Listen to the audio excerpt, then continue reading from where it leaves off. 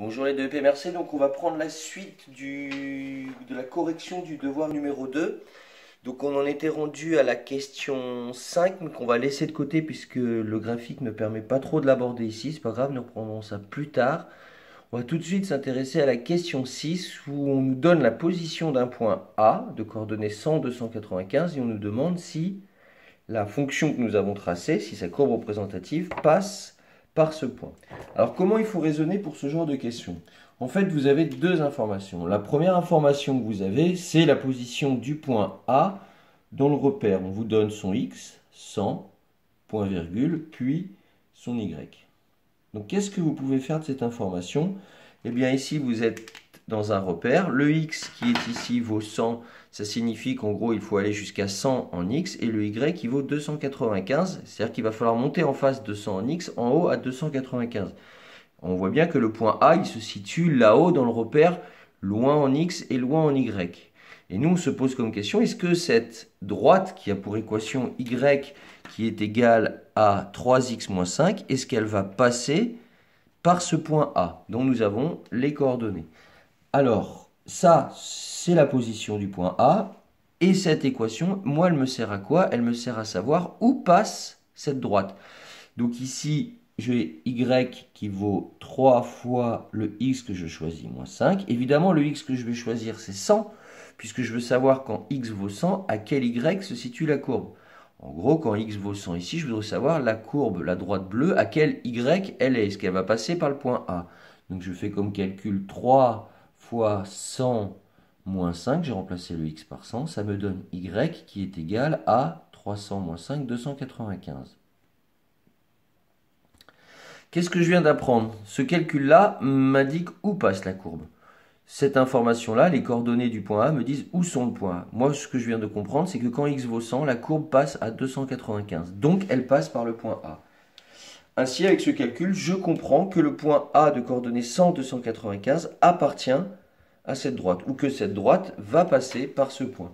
Alors, je vais en faire un deuxième exemple pour vous permettre de bien comprendre. On pourrait prendre par exemple un point E dans le repère qui lui aurait pour coordonnées 2, 6. Alors là, j'ai donné la position horizontale, le x, et là, le y. Donc on peut tout de suite le placer. X vaut 2, y vaut 6. Le point E, il est ici, en face de 2 et en face de 6. D'emblée, on voit bien que le point E n'est pas sur la droite. Mais on aurait pu le voir avec le calcul, puisque la droite, elle, en face de x égale 2, va passer un y. Pour savoir à quel y la droite va passer, il faut remplacer x par 2. Donc à nouveau, je me sers de y égale 3 de l'équation de la droite. Y égale 3 fois x moins 5. Ce qui me donne ici y égale 3 fois 2 moins 5. Y égale 1. Ce calcul-là que je viens de faire avec l'équation de la droite concerne la droite. Donc quand x vaut 2, y vaut 1. On retrouve ici que la droite passe par 2, 1. Quand x vaut 2, y vaut 1.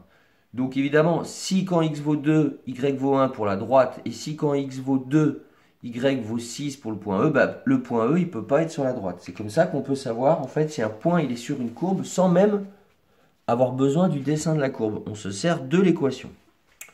De toute façon, nous reprendrons ça en classe dès que nous nous reverrons. Ensuite, à la question 7, on s'interrogeait sur une nouvelle fonction. C'est-à-dire qu'on voulait tracer une nouvelle fonction qui s'appelait g de x. G de x est égal à moins x moins 3 et on voulait en faire la représentation dans le graphique. Donc ça, c'est exactement la même question que la question 3 ou que la question de l'exercice 2 du devoir précédent. C'est-à-dire qu'à chaque fois, on va vous demander de faire un tableau de valeurs pour pouvoir faire la représentation graphique, parce qu'il me faudra dx et dy. Donc ici, pour tracer cette fonction-là, il va me falloir faire un tableau. Donc dans ce tableau, il va y avoir dx et dy. Les x, je vais les choisir moi-même. J'ai le choix entre moins 3 et 4. Et les y, ce seront les résultats que j'obtiendrai pour ces différents x. Donc x ici, et g de x, que vaut-il? G de x, il vaut moins x plus 3. Alors, je peux même mettre en avant le moins qui est devant le x parce que je sais qu'il va vous gêner. Donc en gros, c'est g de x. En rouge, je vous mets le moins qui est là devant. C'est ce moins-là. On va en reparler. Et ici, x plus 3. Quels sont les x qui peuvent être choisis? On peut prendre par exemple x est égal à moins 2. Puis on peut prendre aussi x est égal à moins 1. Vous voyez que je prends les x au hasard entre moins 3 et 4. Et on se propose aussi x est égal à, pourquoi pas, 0. Toujours intéressant de prendre x égal à 0. On reviendra dessus plus tard. Et ensuite, x égal à 3. Donc là, je me suis proposé de faire le calcul pour différents x. Mais quel calcul je vais faire? Mais ici, g de x, c'est le résultat y. Peut-être ici plus simple pour vous de voir ce g de x en un y. Donc du coup, on me propose de faire un calcul qui est le suivant. Y égale moins x plus 3. Le x que je vais choisir, c'est le x que je me suis proposé ici. Ici, le premier x que je me propose, c'est moins 2. Donc cela me donne que y, je suis en train de calculer le résultat que j'obtiens pour moins 2 ici. Ça me donne moins x vaut moins 2, donc moins 2. Qu'est-ce que je viens de faire? Je viens de remplacer mon x par moins 2. Du coup, avec le moins qui était devant, ça me fait 2 moins, plus 3. Quel calcul je fais? Ça fait moins 2, ça fait plus 2. Ce plus 2 auquel je rajoute 3, ça me fait que du coup, y vaut 5. Le résultat que vous indiquez ici, c'est 5. Quand je remplace ici x par moins 2, le résultat y vaut 5. Ensuite, je refais le même calcul, mais cette fois-ci pour x qui est égal à moins 1. Donc, y vaudra combien? Y vaudra moins x, donc le moins qui est ici. Je remplace ici mon x par moins 1, moins 1, plus 3. Moins 1, ça veut dire plus 1, plus 3, ça fait 4. Donc le résultat ici que j'obtiens, c'est 4.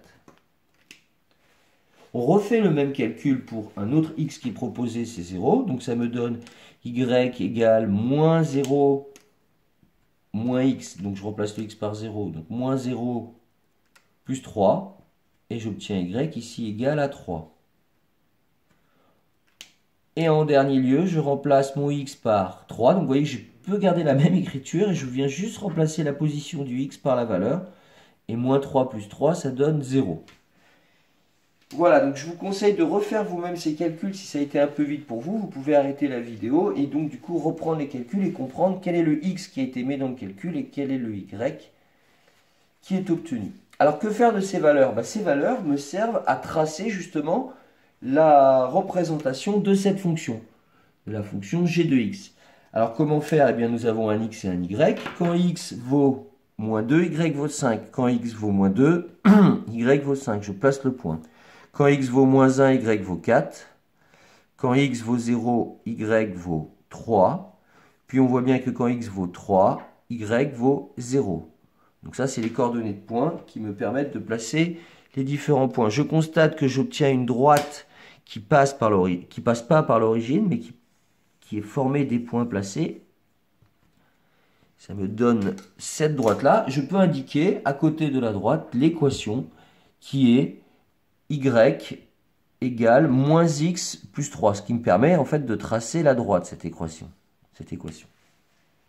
Alors, voilà, quel est le bilan de ça? À chaque fois qu'on vous demandera de tracer une fonction, il vous faudra d'abord faire un tableau de valeurs qui vous permettra de placer ces valeurs dans le repère.